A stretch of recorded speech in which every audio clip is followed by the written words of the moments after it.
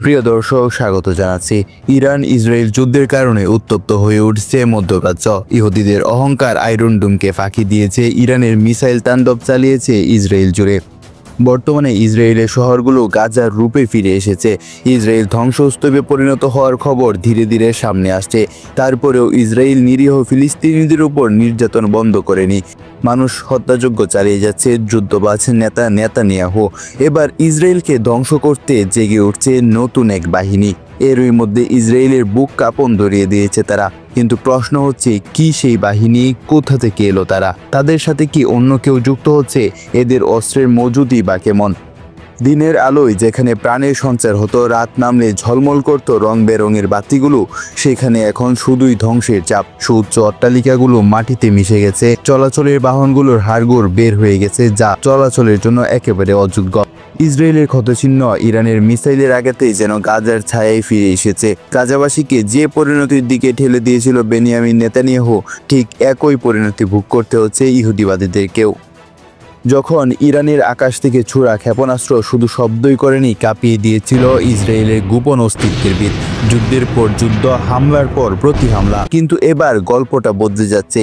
12 দিনের ইসরায়েল মার্কিন আগ্রাসন ও ইরানের প্রতিরোধের গল্প ধীরে ধীরে প্রকাশ পাচ্ছে ক্ষয়ক্ষতির চিত্র দেখে। ইরানের ক্ষতি বেশি হয়েছে সেটা বলার অপেক্ষা রাখে না, তবে ইসরায়েলকে ইরান যা দিয়েছে সেটাও কম নয়। মাটির সাথে মিশে গেছে ইসরায়েলের রাজধানী তেল আবিব ও বাটিয়াম শহরের বহু স্থাপনা।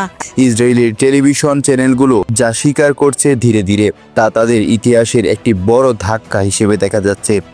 এক প্রতিবেদনে বলা হয়েছে, সাম্প্রতিক ইরান ইসরায়েল সংঘর্ষে ইরানি ক্ষেপণাস্ত্রগুলো এতটাই নিখুঁতভাবে আঘাত হানে যে ইসরায়েলের কয়েকটি কৌশলগত ঘাঁটি এবং গুরুত্বপূর্ণ গবেষণা প্রতিষ্ঠান কার্যত বিধ্বস্ত হয়েছে।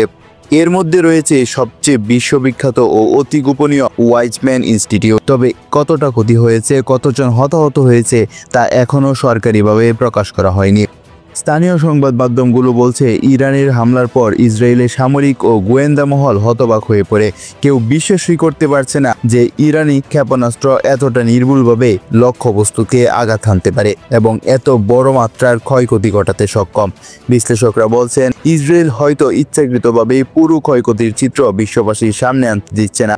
ইরানের পরিষ্কার বার্তা হলো, তারা চাইলে ইসরায়েলের সবচেয়ে সুরক্ষিত ঘাঁটিকেও আঘাত হানতে সক্ষম। ইসরায়েলের সামরিক বাহিনীর ইতিহাসে এটি অন্যতম জটিল ও অস্বস্তিকর সময়। প্রতিরক্ষা ইস্যু নিয়ে যারা কাজ করছেন তারা বলছেন, এই যুদ্ধ কেবল সামরিক নয়, এটি মনস্তাত্ত্বিকও।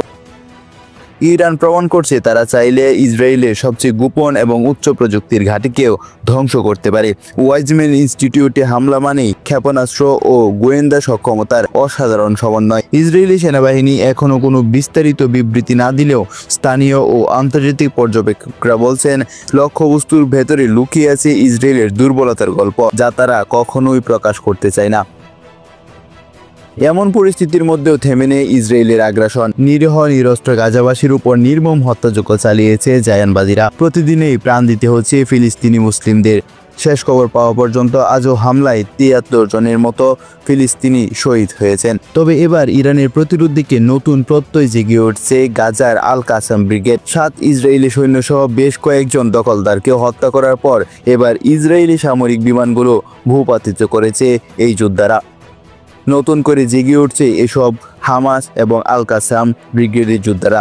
তাই পরবর্তীতে কেমন আক্রমণ হতে পারে সেটা এখনও ধারণা করা যাচ্ছে না। কারণ ইসরায়েল যদি যুদ্ধ শুরু করতে চায়, তাহলে ইরান, হামাস এবং আল কাসাম ব্রিগেড তারা একসঙ্গে ঝাঁপিয়ে পড়বে ইসরায়েলের উপর।